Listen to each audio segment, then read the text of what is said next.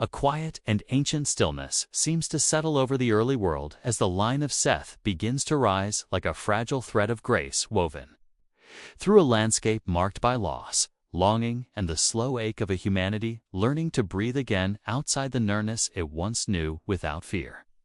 The world after Eden felt raw and unshaped, its silence carrying both beauty and sorrow.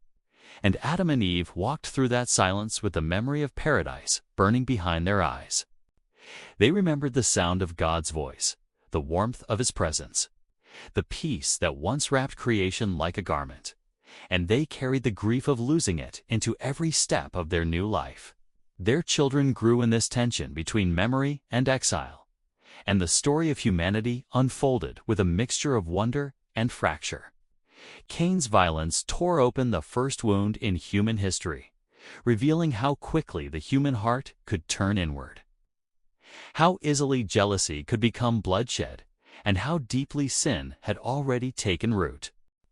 Yet even in the aftermath of that tragedy, life continued, and Adam and Eve bore another son, Seth, whose birth felt like a quiet mercy in a world trembling under the weight of brokenness.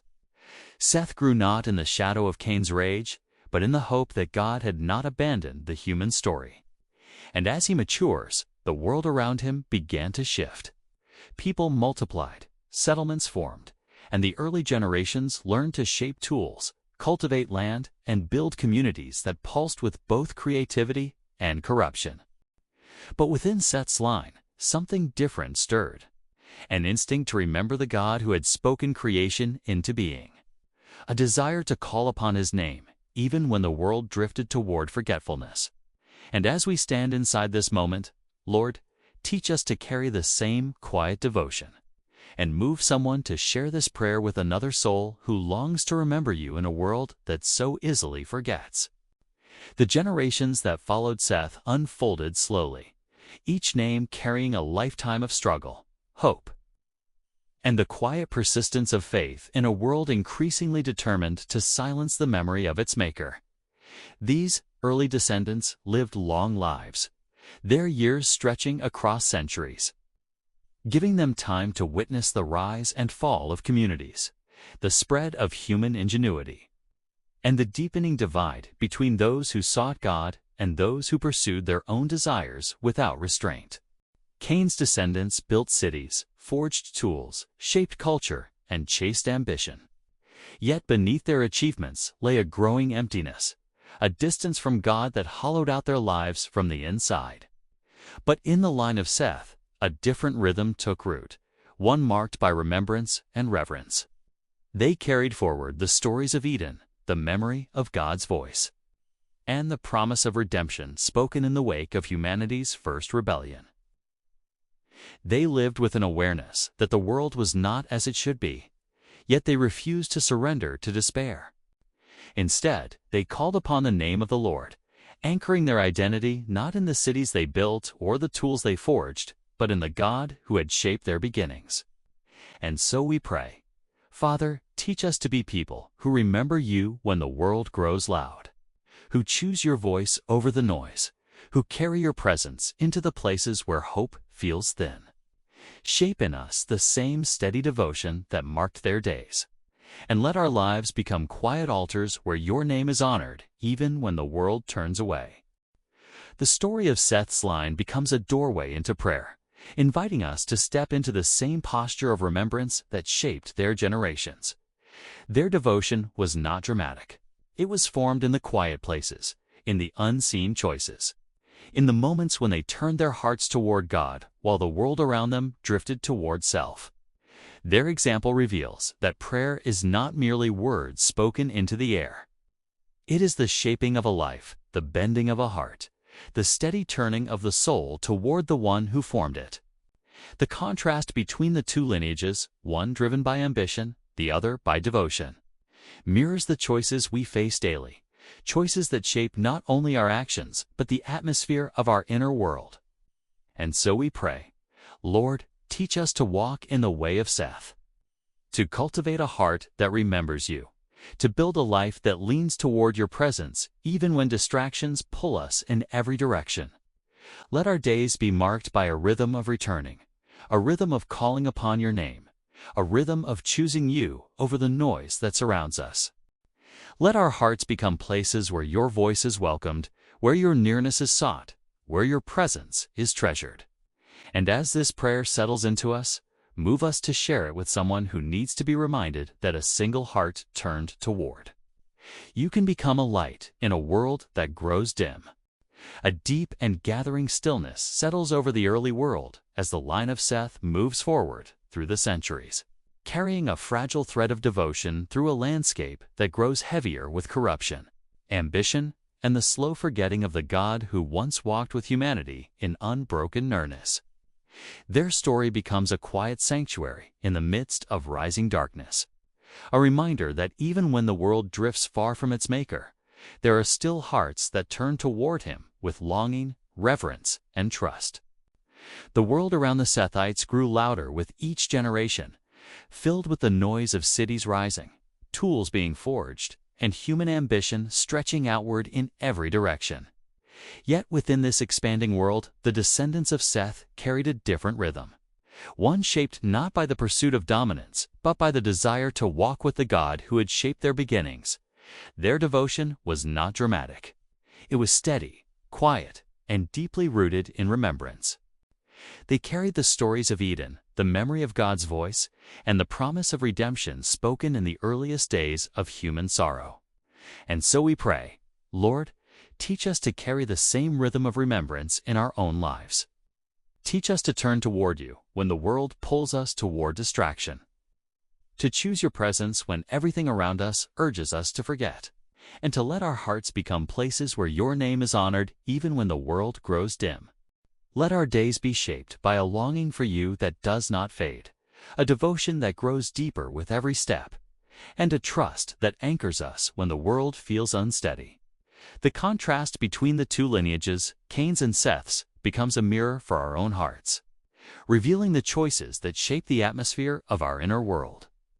Cain's descendants pursued achievement, expression, and progress, yet beneath their accomplishments lay a growing emptiness, a distance from God that hollowed out their lives from the inside. The line of Seth, by contrast, teaches us that true legacy is not built through noise or notoriety, but through quiet faithfulness, through choosing God again and again in the hidden places. Their story invites us to examine the patterns shaping our days, the habits we nurture, the desires we feed, the voices we allow to guide us, and the small decisions that accumulate into the story of our lives. And so we pray, Father, help us to choose the path of devotion over the path of distraction. Help us to cultivate habits that draw us closer to you, to silence the voices that pull us away, and to build a life that reflects your heart even when the world moves in the opposite direction. Let our choices today become seeds of faithfulness that grow into a legacy of hope, shaping not only our own lives, but the lives of those who come after us. The story of Seth's line becomes a doorway into deeper prayer, inviting us to step into the same posture of surrender and remembrance that shaped their generations. Their devotion was not rooted in ease. It was formed in a world that grew darker with every passing century, yet they chose to call upon the name of the Lord when others turned away. Their example reveals that prayer is not merely a moment. It is a way of living, a way of breathing, a way of aligning our hearts with the one who formed us. And so we pray, Lord, draw us into that same way of living. Teach us to walk with you in the ordinary moments, to seek you in the quiet spaces, to trust you when the world feels heavy, and to remember you when everything around us urges us to forget. Let our hearts become places where your presence is welcomed, where your voice is cherished, where your nearness is treasured. And as this prayer settles into us, move us to share it with someone who needs to be reminded that even in a world that grows dark, a single heart turned toward, you can still shine with unbroken light. A deep and reverent hush settles over the final movement of this story as the line of Seth draws us toward the moment where devotion becomes legacy, where quiet faithfulness becomes the thread through which God carries hope into a world unraveling under the weight of its own choices. Their lives were not marked by perfection, but by orientation, by the steady turning of their hearts toward the one who had shaped them. And their example becomes a gentle invitation for us to do the same. And so we pray, Lord, teach us to walk with you in the hidden places, to choose you when the world pulls us away, to let our hearts become places where your presence is welcomed and your voice is treasured. Shape in us a devotion that endures, a faithfulness that grows deeper with every step, and a trust that anchors us when the world feels unsteady. The story of Seth's line becomes a reminder that spiritual legacy is not built through noise or notoriety, it's through quiet obedience, through choosing God again and again in the ordinary moments of life. Their devotion carried hope through centuries of darkness, revealing that even when the world grows dim, there are still hearts that remember, still souls that seek, still lives that reflect the light of the one who formed them. And so we pray, Father, help us to become people who carry your light into the places where hope feels thin, who choose humility over pride, who choose remembrance over distraction, who choose your presence over the noise that surrounds us. Let our lives become quiet sanctuaries where your name is honored, where your love is reflected, where your faithfulness is remembered. Let our choices today become seeds of hope that grow into a legacy of devotion, shaping not only our own lives, but the lives of those who come after us. The final movement of this prayer settles into the truth that God preserves those who remember Him, even when the world grows dark. The line of Seth carried the memory of Eden, the promise of redemption, and the hope of God's nearness through generations that felt the weight of corruption pressing in from every side. Their story becomes a quiet assurance that God is not absent, that He is not silent, that He is still shaping history through those who turn their hearts toward Him. And so we pray, Lord, let our hearts be counted among those who remember you, who seek you, who walk with you even when the world moves in the opposite direction. Let our devotion become a light that endures, a hope that strengthens, a faith that carries us through every season. And as this prayer settles into us, move us to share it with someone who needs to be reminded that even in the darkest times, a single heart turned toward you can still shine with unbroken light.